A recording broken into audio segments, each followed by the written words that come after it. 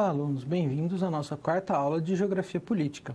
Sim, em aulas anteriores nós estudamos algumas das teorias que vão formar essa geografia política, algumas das ações, das potências imperiais, a formação, a questão dos conflitos. Nessa aula nós iremos abordar não somente alguns dos temas emergentes, né, da geopolítica, mas também da geopolítica brasileira e da geopolítica latino-americana. Embora a percepção muitas vezes comum seja de que o Brasil ele sempre permanece à margem desse sistema internacional, das grandes decisões, muitas vezes até isolado, a verdade é que a nossa geopolítica ela sempre foi muito fértil e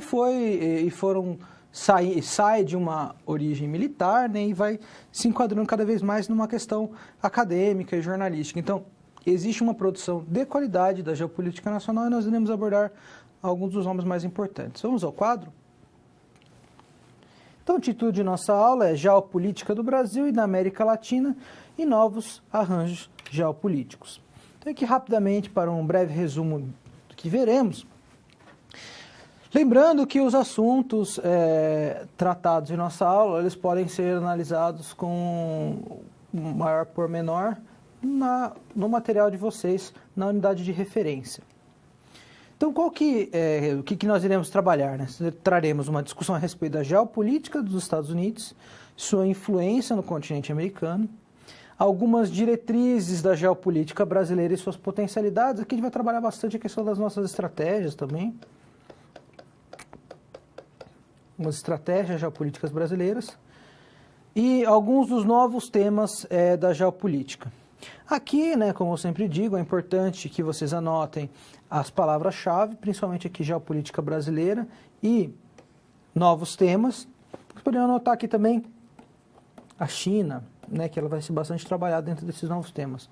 De maneira que, quando vocês se depararem com esses temas, vocês possam retornar a essa aula especificamente. E o título de nossa teleaula é Geopolítica do Brasil e da América Latina, novos arranjos geopolíticos. Aqui também novos arranjos geopolíticos ou novos temas. Então nós estudamos alguns dos temas mais importantes da geopolítica. Mas como é que fica o Brasil nisso tudo, né? Existe uma geopolítica nacional e uma geopolítica latino-americana. Isso é uma das questões que foram sendo elencadas, principalmente durante o período de formação do Brasil republicano, em que muitas dessas teorias que vinham lá de fora, relacionadas à formação daqueles Estados-nação europeus, principalmente aquele amálgama, né, que vai se tornar de principados e de localidades que vão constituir a Alemanha, né, sobre a égide ali do Bismarck, né, processo de unificação alemã, processo de unificação italiana, vão gerar discussões de natureza geopolítica. O Brasil ele não irá ficar, não ficará fora dessa discussão. Porém, como era de se esperar, essa questão relacionada à geopolítica sempre muito concentrada em dois grandes órgãos, que é o Exército e a diplomacia brasileira. Então o Itamaraty ele vai ter desde sempre, uma importância muito grande na discussão de qual é a posição do Brasil no mundo. E da América Latina, nós temos justamente por conta dessa situação mais periférica, sempre uma geopolítica voltada principalmente em relação com os Estados Unidos. Uma relação mais hostil, uma relação de colocar os interesses nacionais à frente da questão dos Estados Unidos, uma situação de confronto, de aliança. Então, a geopolítica latino-americana na qual nós nos inserimos, ela tem algumas características gerais de afiliação, como nós veremos. Porém, nós iremos trabalhar principalmente a questão da geopolítica brasileira, né, e o porquê que essa geopolítica ela vai ser tão pensada nos círculos militares. Não somente porque, no caso brasileiro, esses círculos militares já constituíam grande parte do pessoal técnico e grande parte das discussões nacionais passavam por esses círculos militares, como o próprio papel que os militares vão ter ao longo da história brasileira. Voltemos ao quadro. A hegemonia dos Estados Unidos continua como era no início do século XX, por exemplo. Aqui o professor errou, hein? Que é no início do século XXI, me desculpe, século XXI. Então, o que nós iremos trabalhar? Então, os Estados Unidos, enquanto grande gestor dessa nova ordem mundial capitalista, no qual o capitalismo havia surgido triunfante, a forma de Estado liberal, democrático, do tipo norte-americano, seria o ideal. No entanto, nós iremos ver que diversas cisões e algumas rupturas vão começar a ocorrer ao redor do globo. Isso questionará o poderio norte-americano. A própria Rússia começa a ressurgir, não como uma potência econômica, mas como uma potência militar. Dentro de suas limitações econômicas, a Rússia consegue exercer uma grande influência, tanto na Europa quanto na Ásia. Os chineses, a China ressurge com um grande potencial econômico, militar, com um regime político diferente dos Estados Unidos, fazendo frente econômica a esses países. Múltiplas potências regionais, a Índia, o Brasil aqui na América do Sul, a África do Sul, na África, que vão surgindo, né, como centros de exercício de poder e que, de maneira aberta, de confronto aberto, ou até em cooperação com os Estados Unidos, vão sim se tornando centros de exercício de poder regional. Então são alguns, né, desses atores que nós iremos analisar. Voltamos ao quadro? E aqui quais são os novos atores internacionais e os novos temas emergentes. Então, a colaboração entre os países. Existe a chance de um conflito entre China e Estados Unidos. Os Estados Unidos entrarão em declínio, né? Eles estão entrando em declínio, estão entrando numa fase de declínio. Então, são algumas das questões que nós iremos trabalhar. Lembrando, é claro, né, que como se tratam de temas emergentes, né, de temas muitas vezes atuais, a qualquer momento você pode ter uma situação como a pandemia, por exemplo, que vai modificar bastante o cenário mundial. Então, os países que estavam indo numa certa direção, agora eles têm que lidar com questões econômicas, questões sociais, que antes eles não tinham que lidar. Isso traz uma característica do sistema internacional que é uma característica anárquica desse sistema internacional. E determinados acontecimentos que não conseguem ser previstos e que vão desafiar a própria ordem dominante.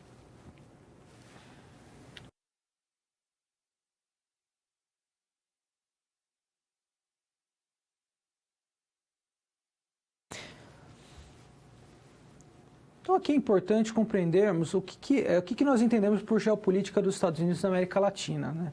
Há um dizer vulgar que diz que a América é o quintal dos americanos, a América Latina é o quintal dos Estados Unidos.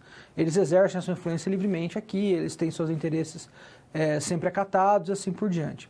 Embora seja uma definição vulgar, na medida em que muitos países fizeram frente aos Estados Unidos, mesmo esses países que muitas vezes acatam suas decisões, a realidade é que, do ponto de vista geopolítico, o restante das Américas foi vista como um espaço de influência dos Estados Unidos. Seja através de doutrinas que justificavam o próprio domínio dos Estados Unidos, seja através de seu poderio militar ou então de seu poderio econômico. Voltemos ao quadro. Que devemos lembrar, né, retomar a doutrina Monroe, né, muito famosa, né, frase América para os americanos, que procurava barrar a influência da Europa e impedir a recolonização. Na medida que vocês devem se lembrar que diversos países eles vão se tornando independentes. Independentes. Vão se tornando independentes aqui na América Latina. Que é aquele famoso dos libertadores da América, Simão Bolívar, dentre outros, que eles vão trazer justamente a independência desses países na América Latina, formando novos países. O Brasil ele tinha uma situação diferencial, porque o Brasil ele era um império, né? Um país independente, mas era um império, preservava uma monarquia. Posteriormente, a monarquia será derrubada, terá origem à república, porém, são países de passado colonial. Porém, os Estados Unidos também têm um passado colonial, mas eles têm uma forma de organização econômico-social que deu uma característica, um poderio econômico e militar que os permitiu dominar grande parte da América Latina, não militar, diretamente por ação militar, direta muitas vezes, mas sim através de sua diplomacia e de seu poderio econômico. Temos o quadro? Lembrando, né, que isso surge no interim, em que Napoleão está chacoalhando o continente europeu, né, as guerras napoleônicas criaram muito caos econômico nos países centrais da Europa. Isso os tornou muito fracos no sentido de responder a esses processos de independência. da América Latina e também uma ascensão econômica, ascensão dos Estados Unidos através da sua formação. Teve uma guerra civil muito sangrenta, mais de 100 mil pessoas, mas eles vai dar como origem essa formação dos Estados Unidos. E uma ideia com uma origem, uma certa influência francesa, que é a própria ideia do doutrina do destino, chamado Destino Manifesto. A Revolução dos Estados Unidos, né, como se coloca, ela teve influência de diversas vertentes políticas, mas ela também tem uma influência da Revolução Francesa. Então, se a Revolução Francesa tinha a ideia de que deveria se levar a Revolução Francesa para todos os lugares, os Estados Unidos eles também se arrogam uma ideia de que eles têm um destino manifesto, que a América deverá liderar o mundo. Então, esse destino manifesto ele tem uma influência muito grande na política externa dos Estados Unidos. Temos um quadro? Tanto é que um dos casos claros é da própria independência do Panamá, que os Estados Unidos, para criarem um canal que ligasse os dois oceanos, ela vai justamente intervir dentro de um outro país para torná-lo independente, controlando esse país e garantindo o seu monopólio sobre esse canal que liga os dois oceanos e aí, posteriormente, tem vantagens para o seu comércio internacional. A Marinha norte-americana ela sempre foi muito importante no processo de consolidação de seus interesses na América Latina. Política dos Estados Unidos fundamenta-se no ideário de levar a liberdade e a democracia a todos os povos do planeta, que é essa herança da Revolução Francesa, e oscila do isolacionismo ao intervencionismo. O que é isso?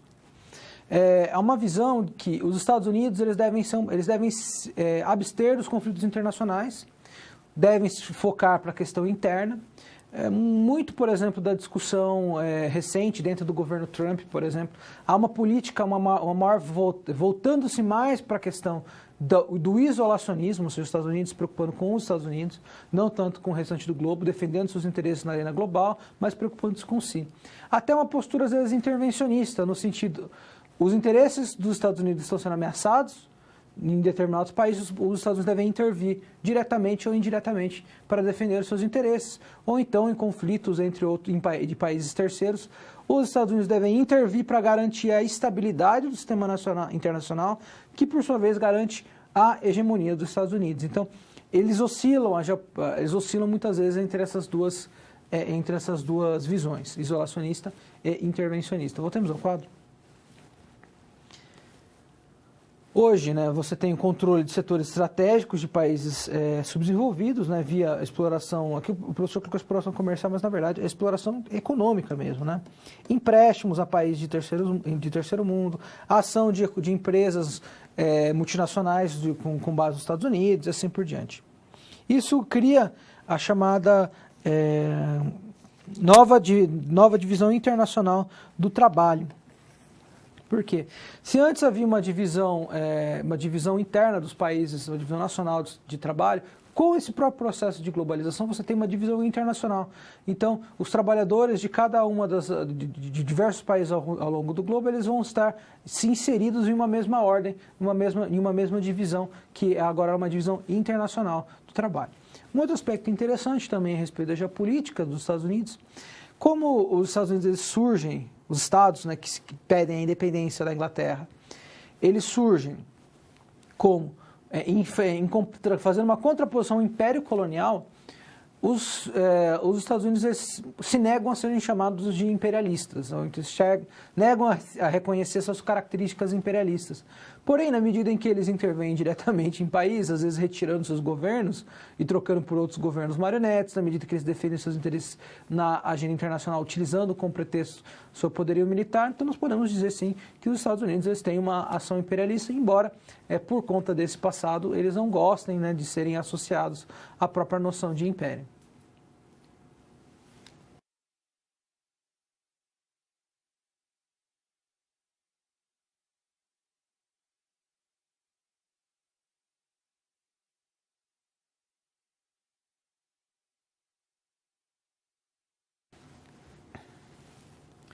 Então agora nós iremos trabalhar a geopolítica na América Latina e no Brasil.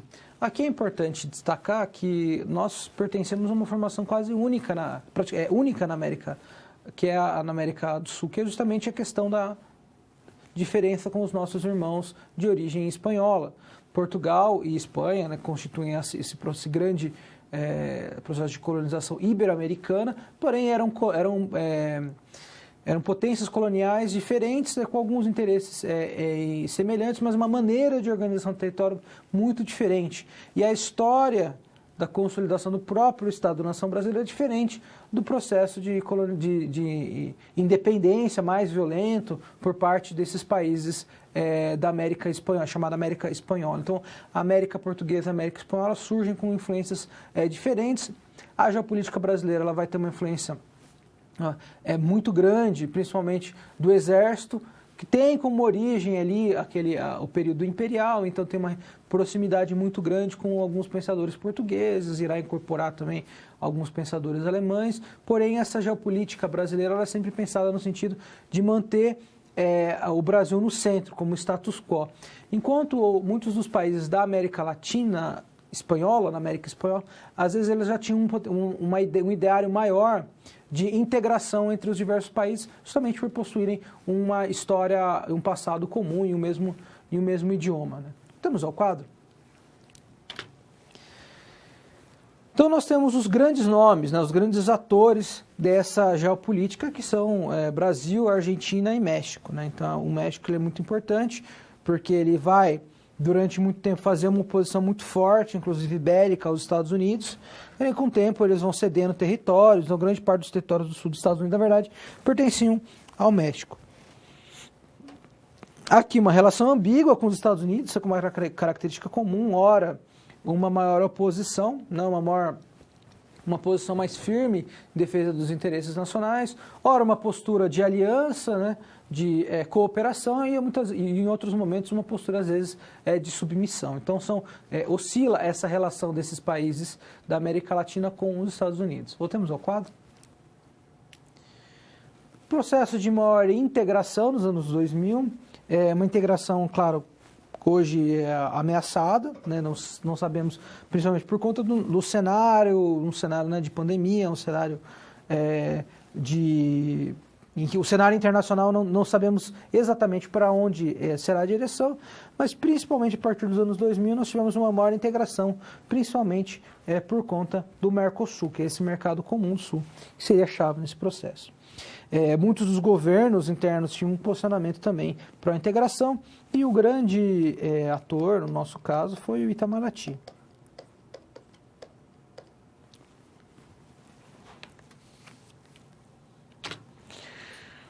Então aqui alguns nomes, né, da nossa geopolítica nacional, que começa inicialmente nos círculos militares, né, onde ela vai se consolidar. Por que ela é importante?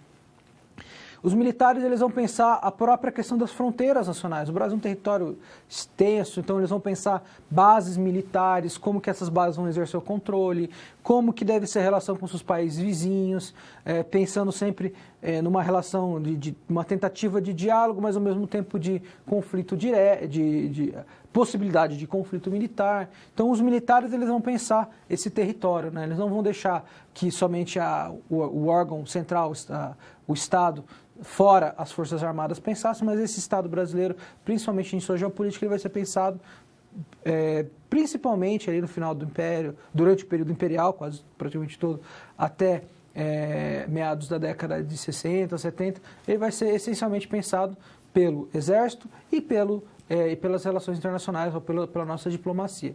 Voltemos ao quadro. Aqui nós temos alguns nomes, né? Veraldo Backhauser, que ele vai ter uma influência muito forte de Ratzel.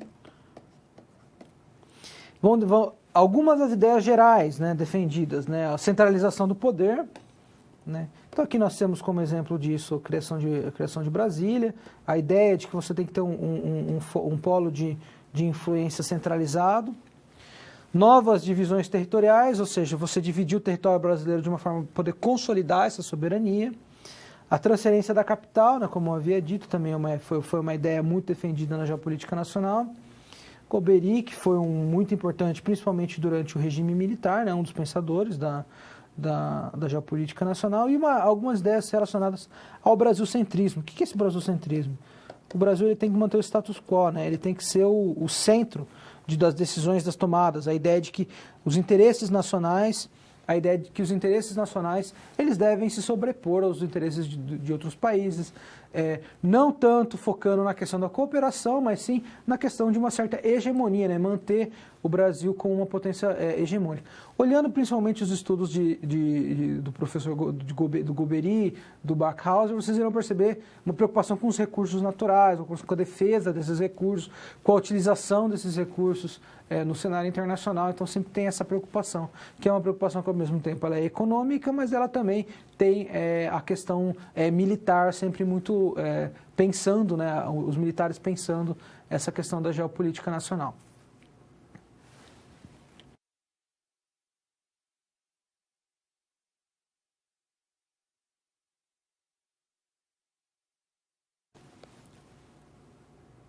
Porém, como que o Brasil se posiciona no mundo? Quais são as estratégias geopolíticas brasileiras mais relevantes? Quando eu falo aqui em estratégias geopolíticas, é no sentido assim, quais são os principais atores que cooperamos, quais são as principais formas de pressão, os mecanismos que o Brasil adota para realizar pressão com atores internacionais mais hegemônicos ou mais poderosos, quais são as políticas de integração. Então, tanto do ponto de vista militar, do ponto de vista econômico, quanto do ponto de vista social, né? Quais são essas estratégias mais comuns. Lembrando que essas estratégias elas são, em grande medida, definidas pelo nosso corpo diplomático, né? Que tem um reconhecimento internacional. Voltemos ao quadro. Então, algumas das nossas estratégias, né? Integração regional via Mercosul, sempre muito difícil, porque embora constitua um mercado comum, você tem uma série de limitações de produtos, de circulação, muitas vezes até de circulação de bens e de capital. Então, tem sempre uma dificuldade, porque são países que têm interesses diferentes. É muito difícil você equacionar esses interesses, né? Porém, é uma estratégia que é a integração via Mercosul. Manter o status quo da América Latina, o que significa isso? O Brasil deverá ser a potência da América Latina. Isso é um problema porque o México também pensa dessa forma, né? Então, o Brasil ele tenta manter esse status quo. Controle das fronteiras amazônicas, isso aqui é uma das grandes dificuldades, porque o Brasil faz fronteira com praticamente todos os países da América do Sul, e essas fronteiras são fronteiras muito fluidas, né? Então não há uma dificuldade muito grande de controlá-las. Para isso surgem alguns projetos, né, como o projeto Radar Brasil e o projeto Calha Norte. A gente vai ver mais à frente. Porém, por que eu trouxe esse slide para vocês? Vocês podem perceber como é difícil o controle do território brasileiro, né? Ele tem um eixo norte, sul, leste, oeste, que dificulta o controle. Porém, ele vai possibilitar, né, tipos climáticos diferentes, então tem potencialidades, tem um grande potencial esse nosso território. Porém, vocês veem que as nossas fronteiras, elas são relativamente porosas e com diversos países. Então, por exemplo, uma instabilidade aqui na Bolívia pode rapidamente levar a uma instabilidade nessas áreas transfronteiriças, que pode evoluir para um conflito, muitas vezes, entre esses estados-nação. Então, ao longo da história brasileira, a diplomacia sempre atuou no sentido de equacionar esses problemas. Aqui o projeto Calha Norte, que é um dos projetos de controle, né, desse território, uma das ideias que os militares, em conjunto com os militares, em conjunto com as entidades civis, de controle desse território, mediante a exploração desses recursos. Novamente, os militares sempre muito preocupados com esses recursos naturais, mas também de consolidação de uma certa soberania sobre essa área. Porque como são áreas que são áreas de fronteira, então a exploração ilegal da madeira ela é muito constante. Então, vocês imaginam que existem as leis brasileiras, mas o Brasil faz fronteira com a Colômbia, com a Bolívia, faz fronteira com o Paraguai, que às vezes tem formas de controle de território mais ou menos eficazes, leis diferentes. Então, significa que o Brasil deve realizar acordos com esses países para a preservação de seus próprios recursos. Porque como essas fronteiras são relativamente perenes, então os madeireiros ilegais podem sair, por exemplo, da Bolívia, adentrarem o Brasil, voltarem com a madeira brasileira e o governo brasileiro não tem uma facilidade de controle desse território. Por isso que esses acordos internacionais para uso de áreas contíguas ele é muito importante e a fiscalização dessas áreas mediante o uso de tecnologias, mediante estabelecimento de postos, entrepostos, sempre foi uma preocupação desde o período do Império Brasileiro, né? Estabelecimento de guarnições militares e assim por diante. Voltemos ao quadro.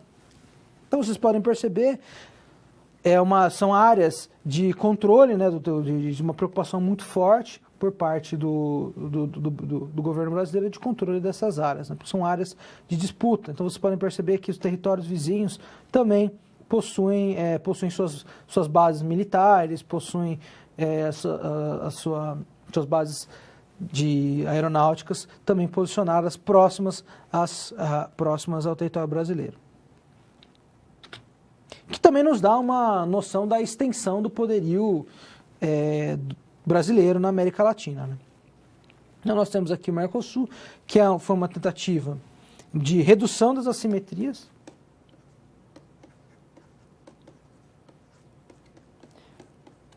Novamente, algo é assimétrico quando um ente é muito mais forte que o outro. No caso, numa balança, os Estados Unidos têm um peso maior, porque tem um poderio militar e econômico muito maior do que, por exemplo, o Brasil isoladamente. Quando você se junta com outros, você pode tentar equacionar essa balança, colocando um maior peso na negociação e participando internamente, né, fortalecendo as suas economias nacionais.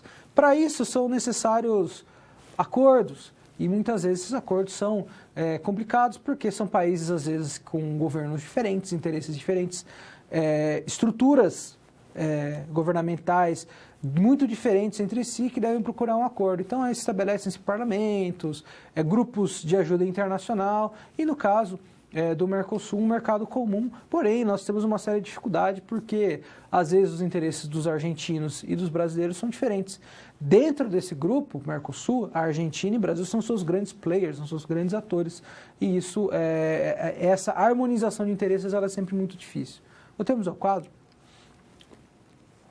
Então, vocês podem ver, aqui que nós falamos de países aderentes, dentro do Mercosul existe uma hierarquia de responsabilidades, né?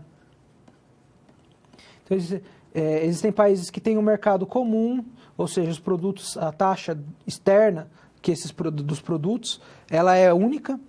Existem já outros países em que, no caso, são países associados, não candidatos à adesão, ou seja, enquanto esses países aderentes, eles gozam de todos as responsabilidades, os privilégios, esses que são aderentes, eles têm alguns acordos, eles estão vendo se eles vão fazer parte desse mercado ou não.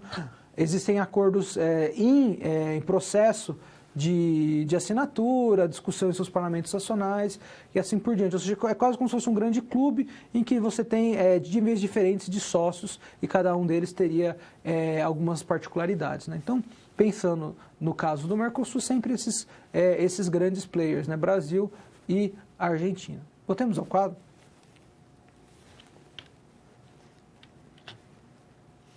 E o Brasil, é óbvio, está no centro da integração porque tem a economia o maior mercado consumidor, a maior economia do bloco, por enquanto.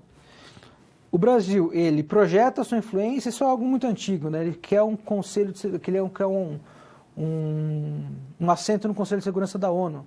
Esse Conselho de Segurança significa que quando ocorrem conflitos, dentro da estrutura da ONU, você tem um Conselho de Segurança que vai ter um poder decisório sobre ações, retaliações contra países agressores, assim por diante. Se o Brasil conseguir, esse conselho ele tem um poderio um pouquinho maior no cenário internacional de negociações. Então, é parte também da estratégia brasileira, né? Temos o quadro. O Brasil já se comporta, né, como uma potência imperial em muitos casos, porque ele entra em discussões partidárias, né, às vezes quais são os governos que eles vão preferir na região. Isso já mostra, né, que o Brasil tem uma certa tendência. Até recentemente, né, financiamento de projetos em outros países, bancos nacionais e a presença de empreiteiras brasileiras. Então, as empreiteiras brasileiras, muitas dessas empreiteiras, inclusive pegas em casos de corrupção, elas tinham uma rede internacional, elas tinham um financiamento do Estado brasileiro, mas executavam obras Estado brasileiro, via bancos de desenvolvimento nacional, com BNDES, realizavam obras em outros países, obras muitas vezes que tinham como objeto a própria integração do Mercosul, né? E projetavam, de certa maneira, esse poderio, esse poder econômico brasileiro sobre países vizinhos. Voltemos ao quadro. A questão do Mercosul e de outros acordos regionais, então o Chile, por exemplo, tem um acordo, uma aliança do Pacífico, que eles podem ver como, estão vendo como mais interessante, por exemplo, do que o Mercosul. Então, os países eles não precisam fazer parte de um só bloco, de um só acordo, eles podem fazer parte de múltiplos acordos ao mesmo tempo. E a procura pelo eixo de relação Sul-Sul, que, como o próprio Christensen fala, falta combinar com os outros países. Ou seja, o que significa isso? Quando o Brasil ele deve se voltar primeiro para o eixo Sul-Sul. Então, a nossa preocupação não deve ser com a China, com os Estados Unidos. Nossa primeira preocupação é com os nossos vizinhos, os nossos companheiros de bloco. Mas é claro que não só isso tem relação com governos, mas é muito difícil de ser aplicado na prática, mas também tem que combinar com os nossos, como eles falam, tem que combinar com os nossos vizinhos. Será que os argentinos vão aceitar que as indústrias nacionais, indústrias nacionais mais competitivas entrem em seu território, competindo com indústrias argentinas? Será que eles não veem essa relação como uma relação que pode ameaçar a sua soberania? Será que o Brasil e a Argentina não competem em setores econômicos semelhantes? Então, são algumas das questões que tornam muito difíceis a integração via Mercosul, porém, é um dos aspectos mais importantes da nossa geopolítica, né, do nosso pensar da geopolítica enquanto país latino-americano, e o Mercosul ele fornece já, mesmo que de forma às vezes precária, ele fornece os instrumentos para essa gestão desse território, principalmente desse território transfronteiriço brasileiro.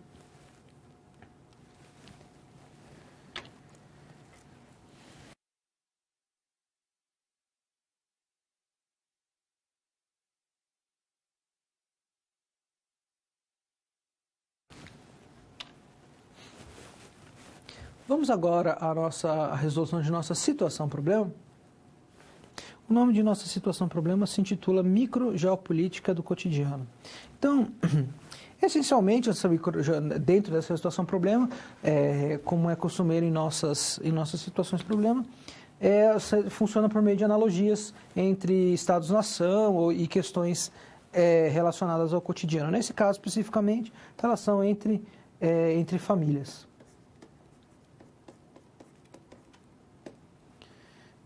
Aqui no caso, né, a família Souza inicia o reconhecimento de sua propriedade recém-comprada. Essa propriedade encontrava-se com um problema de documentação. A família Alcântara, ou seja, são duas famílias, o Alcântara e o Souza. Seus vizinhos se disponibilizam a colaborar no que fosse preciso para a regularização das terras da família Souza.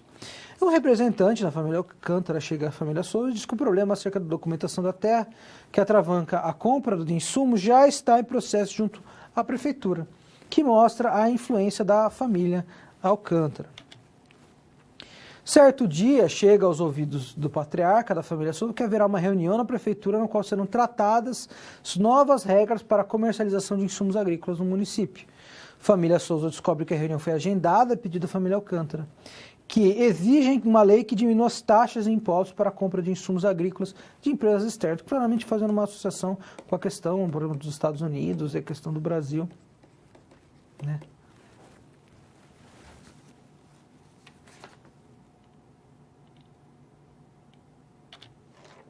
Souza começam a perceber que o poder público se mostra tendencioso a coadunar com a família Alcântara, apesar de não ser unanimidade entre os produtores.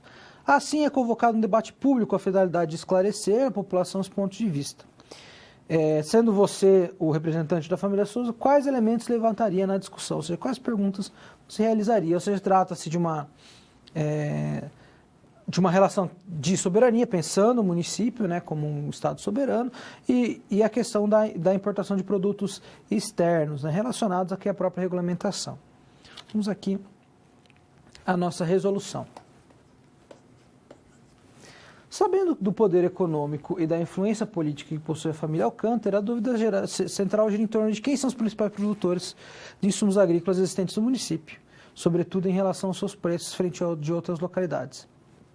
Além disso, é preciso verificar qual o percentual de fornecedores externos no total de insumos consumidos no município. Isso seria alguma das questões. A diminuição desses impostos prejudica diretamente os produtores locais, que ficariam em desvantagem em relação aos produtores externos, sem muito poder de barganha. Podemos aqui estabelecer um paralelo da situação junto às ações norte-americanas realizadas aos países latinos. Lembrando do discurso da doutrina Monroe, a América era para os americanos, né? Que a ideia era, aqui a própria ideia do destino Monroe, né? A América é para os americanos, né? E não a América era para os americanos. Porém, aqui nós devemos lembrar que quando você faz nesse exercício de analogia, e a própria questão, como que você poderia agir, quais seriam as perguntas? Então, como o próprio exemplo disse, as perguntas circulariam em torno de qual percentual da produção do município, semelhante qual seria o percentual da produção nacional, quais são os interesses dos nossos produtores. Então, a defesa dos interesses dos produtores nacionais, no caso, produtores do município, frente dos produtores de outros municípios. E por que essa família Alcântara ela tem essa preocupação em diminuir esses impostos? Será que ela não tem negócios em outros municípios? Será que ela não tem propriedades que produzem? Ou então ela tem formas de produção desses insumos em outros municípios? Então são questões relacionadas ao próprio jogo de interesse.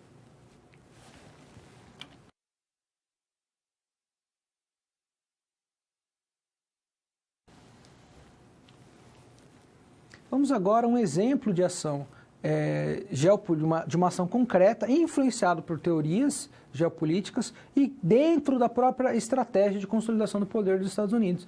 O exemplo claro dessa ação é a construção do Canal do Panamá. Então nós vamos rapidamente dar uma breve olhada em nosso momento de interação. Então, lembrando, retomando a doutrina Monroe, né, da América para os americanos, então vocês podem ver aqui a doutrina Monroe em ação. Então você tem aqui o presidente dos Estados Unidos, aqui é o representante clássico, né, o tio Sam, né, representando aqui os Estados Unidos, levando as pás para a construção desse canal. E os naviozinhos dos Estados Unidos aqui todos bloqueados, esperando a construção. Por quê? A união do Pacífico com a união do Atlântico significa que uma diminuição dos custos. Portanto, uma maior capacidade de controle do mercado do comércio internacional e uma maior capacidade de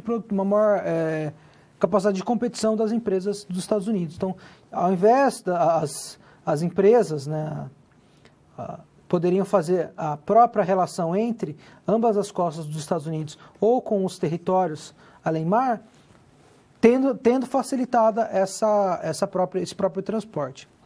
Então, aqui novamente, lembrando, né, que é barrar a influência da Europa a impedir a recolonização, com parte da doutrina Monroe, a formação dos Estados Unidos, guerra civil, a doutrina do destino manifesta a ideia de levar a democracia e a liberdade, o governo norte-americano para o resto do globo, mas também dos Estados Unidos como centro, né, do país. Isso vai resultar na independência do Panamá, como nós viremos a seguir. Então, como vocês podem observar, tratou-se de um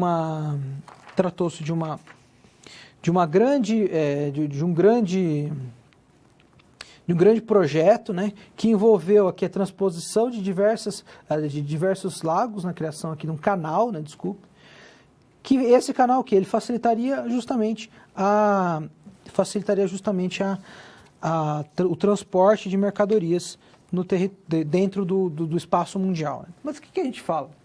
Quando nós falamos em transporte de mercadorias, dentro da estratégia dos Estados Unidos, estratégia geopolítica dos Estados Unidos, existem autores como Alfred Mahan, que vão trabalhar bastante essa questão, que o próprio Mackinder também ele vai, de certa maneira, relacionar o controle do comércio através do controle desse comércio internacional que se dá por navios, principalmente. Né? Então, os Estados Unidos, ao realizarem esse canal, lembrando, o Panamá era um país que ele não era um país independente. Os Estados Unidos eles agem militarmente para tornar esse país independente, controlando através de um governo marionete e garantindo a sua exclusividade de uso do Canal do Panamá. Isso favoreceria bastante o próprio transporte, porque ao invés de ter que percorrer todo o sul da América do Sul para poder chegar até os seus produtos chegarem à Europa de uma costa para outra, esse Canal do Panamá ele vai justamente facilitar esse comércio internacional e foi fundamental para a consolidação do poder dos Estados Unidos.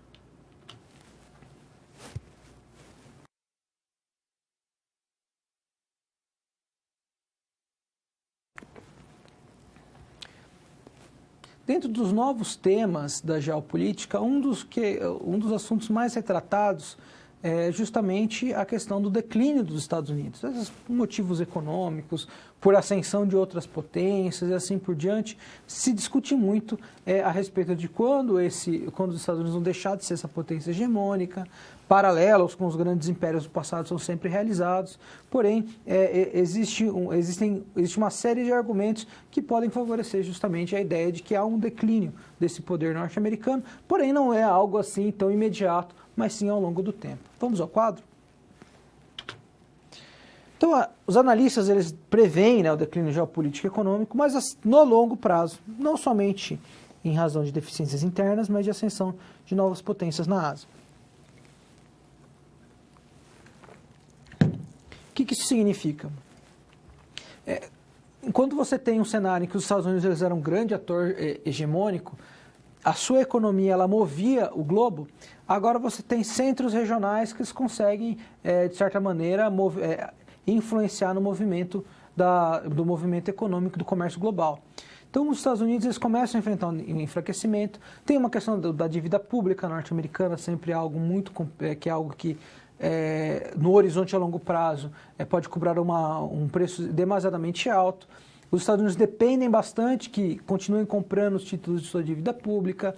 O dólar ele é a moeda internacional, mas isso depende do quê? De um Estados Unidos forte, capaz de ser o grande fiador desse comércio internacional. Na medida em que os Estados Unidos começam a enfraquecer internamente, seja por conta de cisões, rupturas sociais, questões ligadas a governos, políticas governamentais incorretas, ou uma própria fadiga de expansão mesmo de suas capacidades, que vem já de muito tempo. Os Estados Unidos, como polícia do mundo, tudo isso tem um custo muito alto. Temos ao quadro? E a ascensão dessas novas potências, né? Então aqui nós lembramos a própria Rússia, que embora não seja uma grande potência econômica, é uma potência militar que consegue criar uma área de influência muito grande, a China com uma grande potência econômica e a Índia também em ascensão, né? Uma potência econômica, uma potência em termos demográficos, né? De mercado consumidor muito grande. De acordo com Khanna, que é um dos grandes analistas geopolíticos,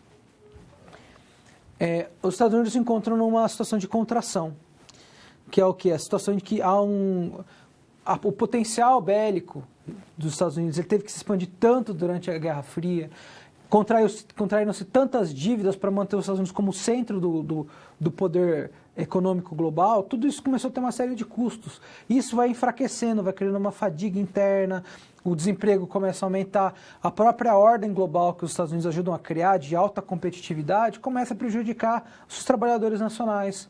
Começam a surgir rupturas sociais, há um certo ideário dos Estados Unidos que começa a enfraquecer também.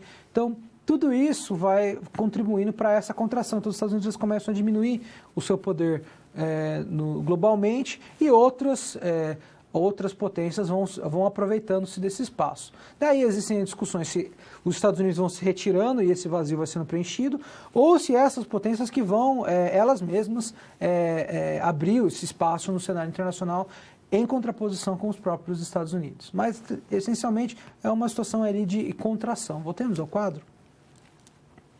Problemas de política doméstica, né? Ou seja, a questão das eleições dos Estados Unidos, políticas econômicas muito diferentes, às vezes variando de um governo para outro, uma certa instabilidade social, dentre outros aspectos. Diminuição do seu soft power, né? Aqui são duas teorias, né? De hard power, né? Que seria aquele poder duro, mais relacionado à questão militar, você invade um país e o domina, e o poder soft relacionado também à diplomacia, à questão cultural, como que você consegue influenciar os outros países direto ou indiretamente. Esse poder, ele começa a diminuir por parte dos Estados Unidos. Então, os Estados Unidos começam a perder algumas decisões nas rodadas internacionais de discussão do comércio internacional na OMC, começa a ver as suas ações internacionais sendo questionadas. Então, esse soft power, esse poder mais brando, né, ele começa a diminuir e começa a abrir espaço para outros países com isso as áreas de influência. Temos ao quadro. O enfraquecimento econômico é clássico, né? A bolha de 2008 teve um impacto muito forte, o Covid-19 está tendo impacto muito forte na economia internacional, todos os países com processo de retração, e como os Estados Unidos são o centro e os grandes promotores dessa ordem, eles se encontram em uma situação cada vez mais fragilizada. Então, quando a gente fala, claro, existe um certo alerta, né, que a gente sempre realiza, que essas previsões a respeito do declínio dos Estados Unidos elas são meio antigas, desde o início do século XX, elas já existem, pretendendo prever quando que os Estados Unidos vão deixar de ser essa grande potência internacional. O que se acreditam é que, na verdade, os Estados Unidos ele vai começar a perder espaço. Não que ele vai deixar de ser um país central, mas ele começará a perder espaço para outras potências regionais em um momento em que ele possa ser suplantado ou pela China, ou pela Índia, ou pela União Europeia. Então são ambas as interpretações, mas sempre realizando uma certa prevenção de que essas previsões de fim dos Estados Unidos são bem antigas e esse fim, né, essa decadência, ela não se dá de um dia para o outro.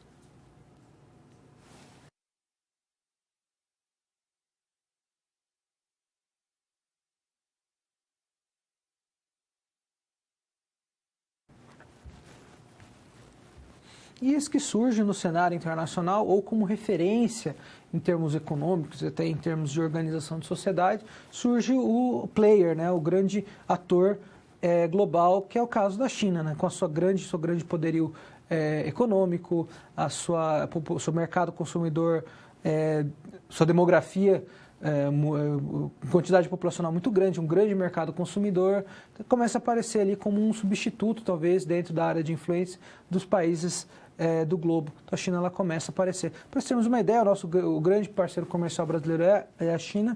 Então os chineses eles têm investimentos em diversos países e também possuem suas próprias estratégias geopolíticas. Temos ao quadro. Por isso que se trata da questão da ascensão chinesa, né? Então há uma ideia de que há uma mudança do poder global para o leste. Então em breve todos estaremos aprendendo a falar mandarim e o inglês deixará de ser a língua franca internacional. Porém, muitas dessas visões, né, como eu sempre falo, elas devem ser vistas com uma certa cautela porque essa mudança ela não é rápida, né? A China se torna a segunda maior economia mundial, que ultrapassa o Japão em 2010. País de maior exportação do mundo, por isso que é considerado como a fábrica do mundo. Lembrando, tudo isso aqui criado numa ordem global no qual os Estados Unidos são hegemônicos e vão garantir essas relações de abertura comercial e de internacionalização do comércio que vão beneficiar diretamente a China. É o maior consumidor mundial de energia, né, consome mais do que os Estados Unidos, lembrando que tem uma população maior do que a dos Estados Unidos. Possui o segundo maior gasto mundial das Forças Armadas, é uma potência nuclear e é membro permanente do Conselho de Segurança da ONU. Então, algumas pessoas colocam, né, se há essa mudança do poder para o leste. Esses têm algumas tentativas, lembrando aqui que a China ela se comporta ela começa a financiar, através do seu banco estatal, começa a financiar empreitas na África, empreitas na Europa. Ela procura integrar esses países e colocá-los sobre a sua esfera de influência através da questão econômica, através do comércio internacional. E isso vai traduzir, da mesma maneira que os Estados Unidos tiveram ali a geopolítica e o Canal do Panamá, a China ela tenta reaviver a chamada Rota da Seda, através de uma série de investimentos que iriam facilitar o comércio internacional na antiga área dominada pela Rota da Seda, que foi uma rota muito importante que conectava o Oriente com o Ocidente, no caso, Europa. Voltemos ao quadro. Então, essa iniciativa é chamada de One Belt, One Road, ou seja, um cinturão,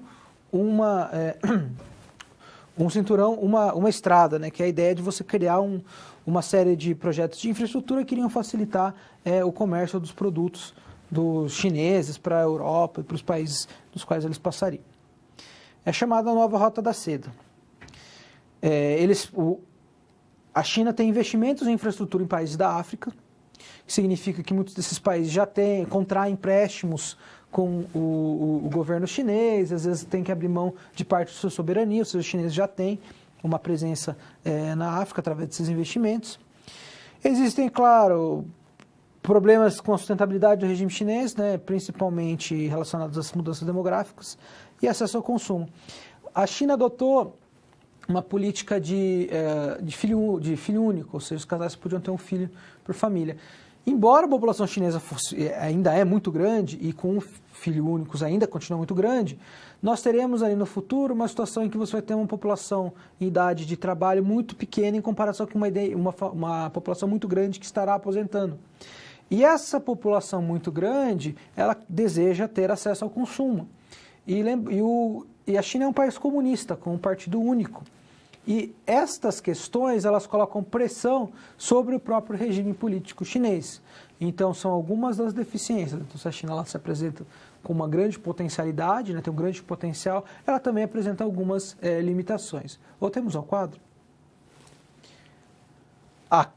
Problemas ligados também à questão da superprodução, né? Se os chineses não tiverem para onde venderem seus produtos, então a China lá enfrentará um grande problema, porque grande parte de suas divisas depende do comércio exterior. Então, essencialmente, é a questão da estabilidade das instituições, e políticas e a abertura econômica. A China conseguiu fazer uma abertura econômica sem necessariamente fazer uma abertura política, né? Então, essa é uma das características do regime político chinês e que que é visto como um fator de instabilidade a longo prazo. Porém, a China consegue, apesar de seu grande contingente populacional, ela consegue manter o controle dessa população. Ela tem tentado ali formas de ascensão social principalmente dentro das suas cidades, né? A China possui cidades com populações razoáveis, né? Então, as cidades médias chinesas, a cidade média chinesa tem mais de 1 milhão e poucos habitantes, em comparação com as nossas cidades médias, por exemplo, justamente porque a China tem esse potencial mercado consumidor muito grande, mão de obra barata, e ela é essa grande fábrica do mundo. Então, o mundo depende da China, isso é uma outra característica de sua força geopolítica, o mundo depende da China para circular a economia global. Para você ter uma ideia, os chineses compram muitos dos nossos produtos básicos, compram a nossa soja, compram os nossos minérios, nos vendem os produtos manufaturados muitas vezes. Então, a nossa economia depende da economia chinesa, porque nós dependemos bastante do setor de exportação e os chineses, por sua vez, dependem do setor de exportação também para os outros países. Então, há uma relação de interdependência muito grande e os chineses eles se beneficiaram desse cenário internacional.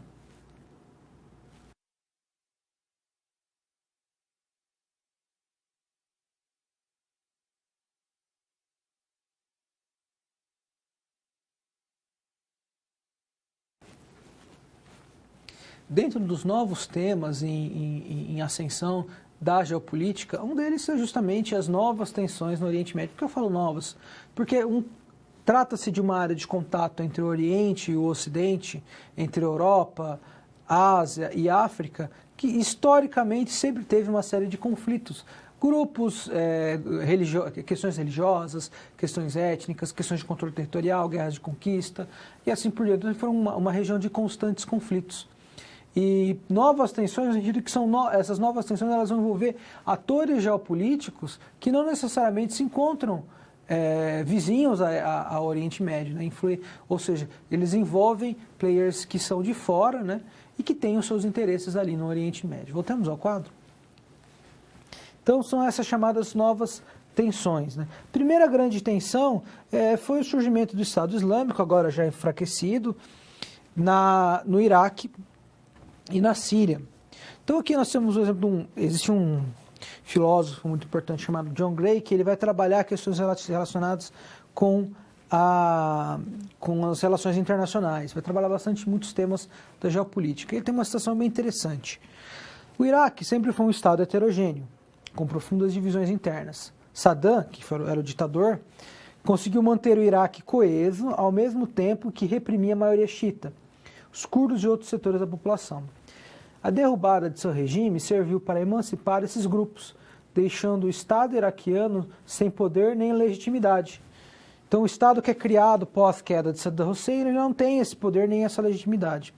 A democracia era impossível, pois exigia entre as comunidades constituintes da sociedade um mínimo de confiança, o que não era o caso. Então, o que nós vemos novamente é esse conflito, com a questão do Iraque. Saddam Hussein ele é derrubado pelos Estados Unidos, né, e seus aliados.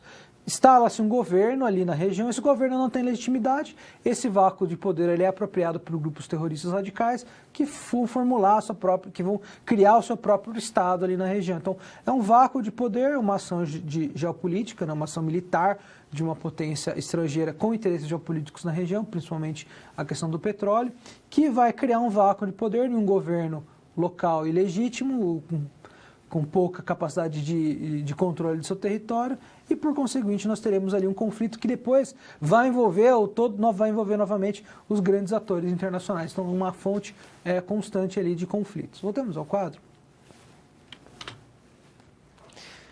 A questão síria é um dos primeiros a serem trabalhados, né? Até porque é um conflito que continua, gerou um fluxo de imigrantes muito grande.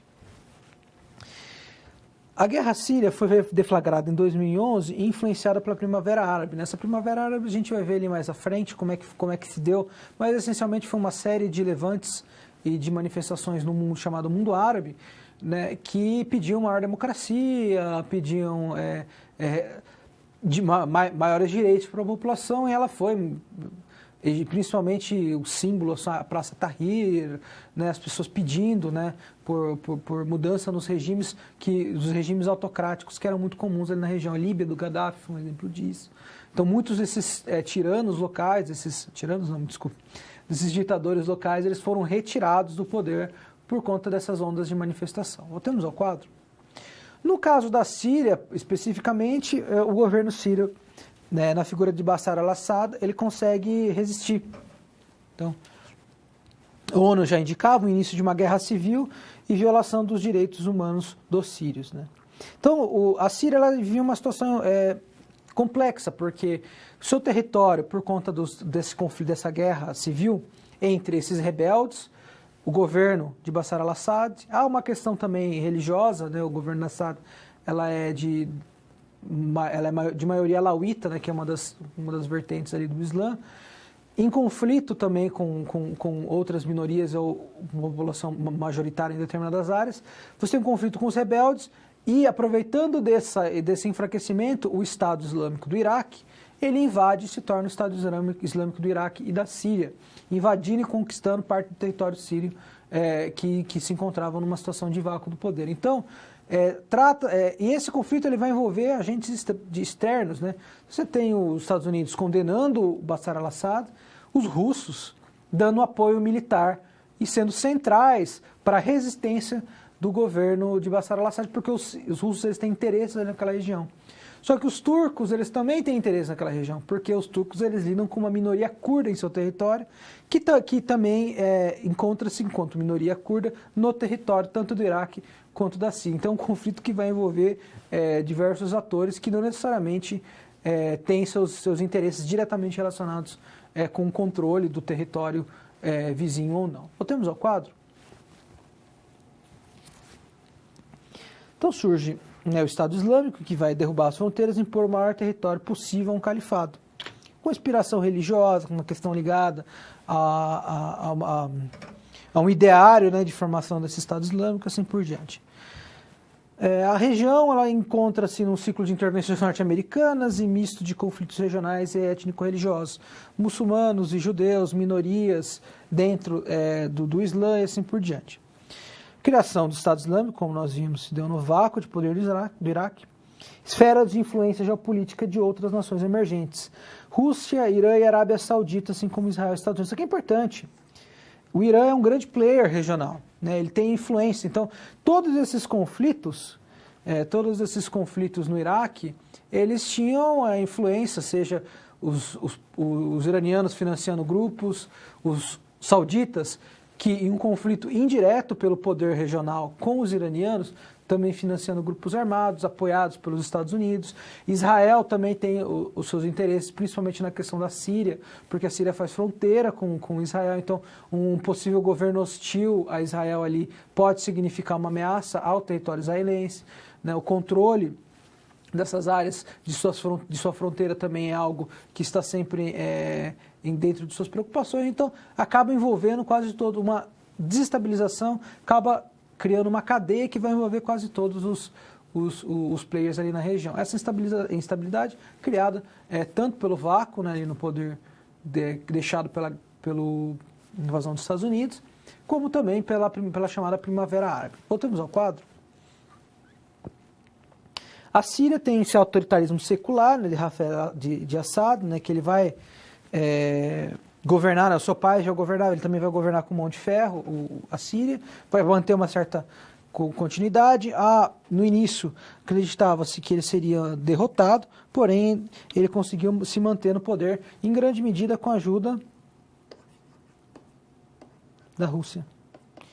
Enquanto em outras localidades, como Hosni Mubarak vai cair no Egito, Gaddafi vai cair na Líbia, nós temos, ali no caso, ele consegue se manter no poder.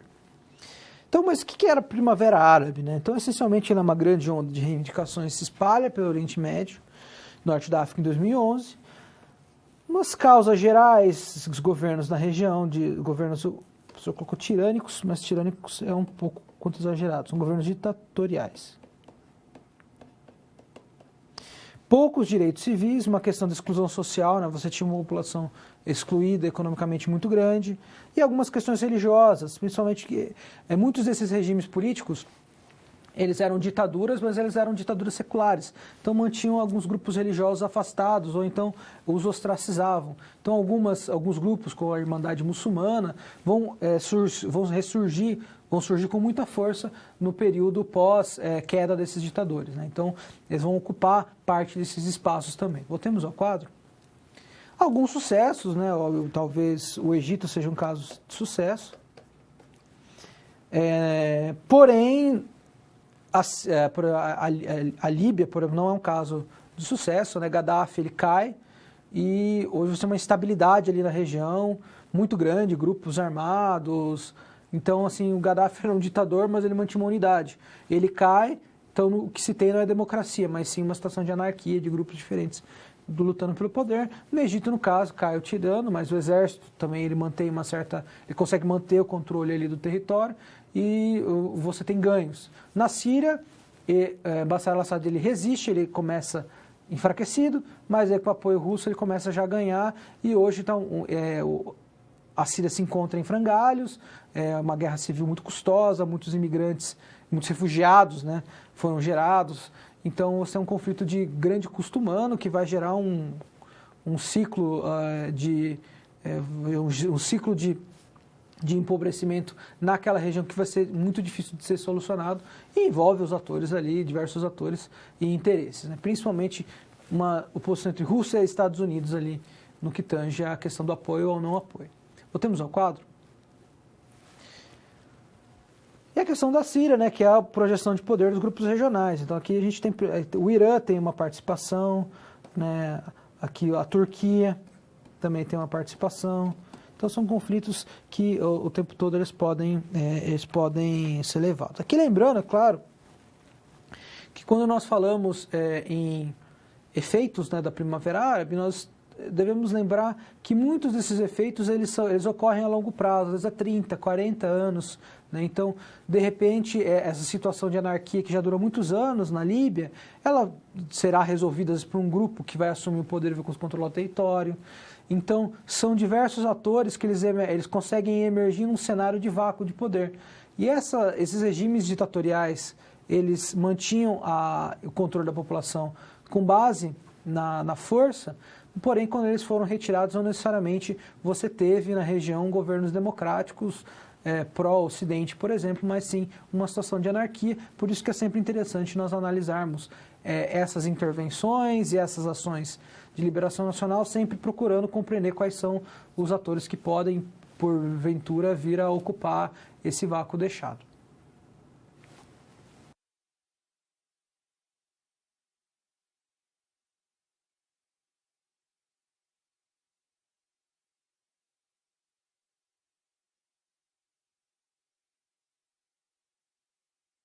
Vamos agora à resolução de nossa situação-problema.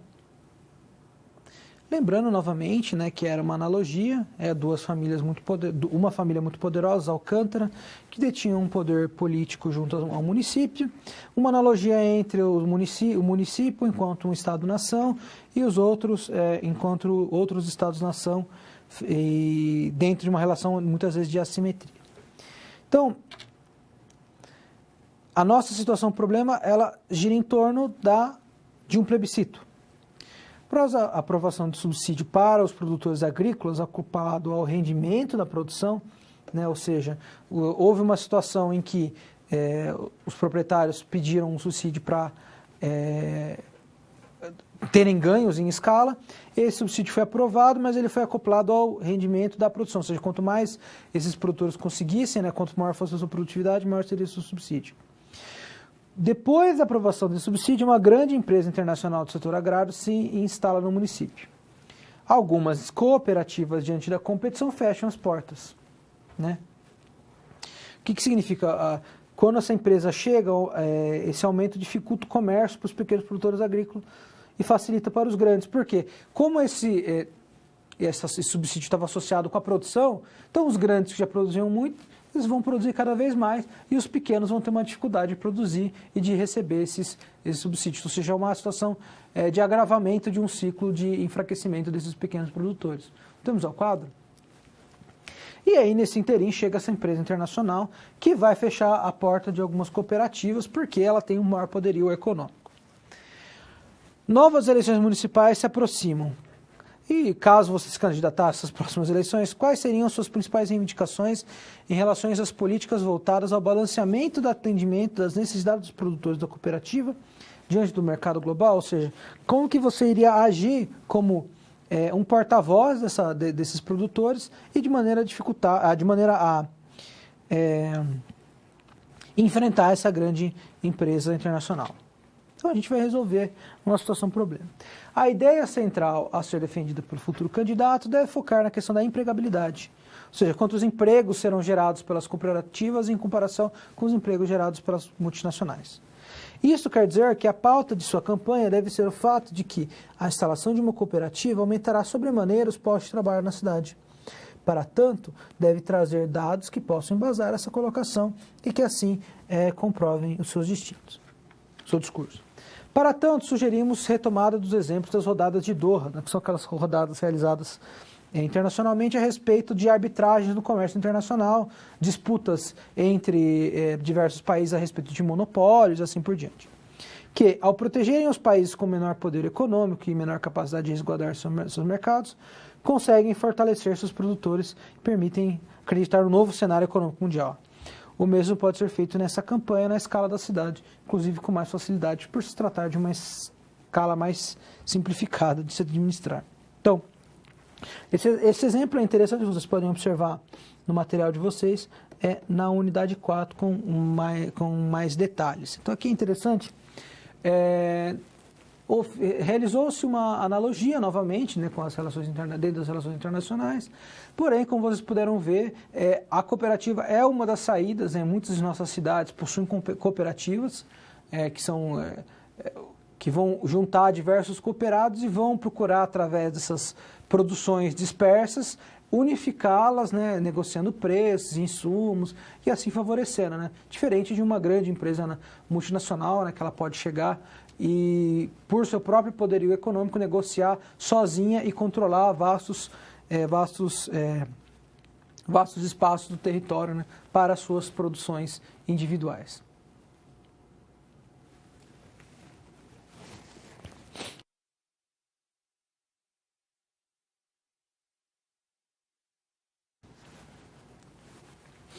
Agora nós realizaremos um breve exercício de reflexão a respeito da própria geopolítica dos recursos naturais, ou seja, como que um país consegue utilizar os seus recursos naturais como uma moeda de negociação muito forte no sistema internacional. Um grande exemplo de hábil negociador internacional são os russos. A Rússia é produtora de grande parte do gás natural. Esse gás natural, ele abastece a Europa. Então os europeus já são muito dependentes do gás natural da Rússia. E os russos, eles têm ambições geopolíticas e de expansão territorial que os europeus não necessariamente gostam muito. Tanto que a União Europeia utiliza sempre a Rússia como quase um bode expiatório, no sentido de quase todos os problemas da União Europeia se devem a algum tipo de intervenção russa, direta ou indireta. Porém, quando a Rússia ela invade e anexa a Crimeia, que é uma península que é anexada pelos russos, ocupada militarmente, que era da Ucrânia, gera um conflito muito grande com os europeus. Os europeus eles começam a impor uma série de sanções econômicas à Rússia, porém os russos eles detinham grande parte da produção e de envio do gás natural para a Europa.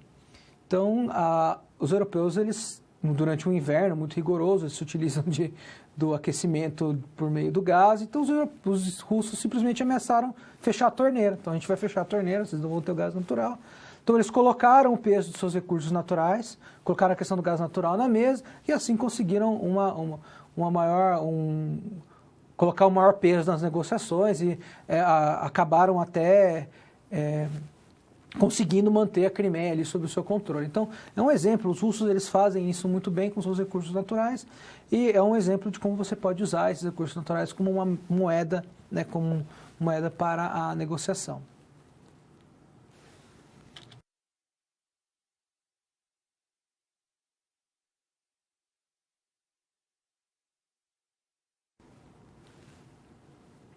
Vamos agora a uma breve síntese daquilo que nós aprendemos em nossa aula.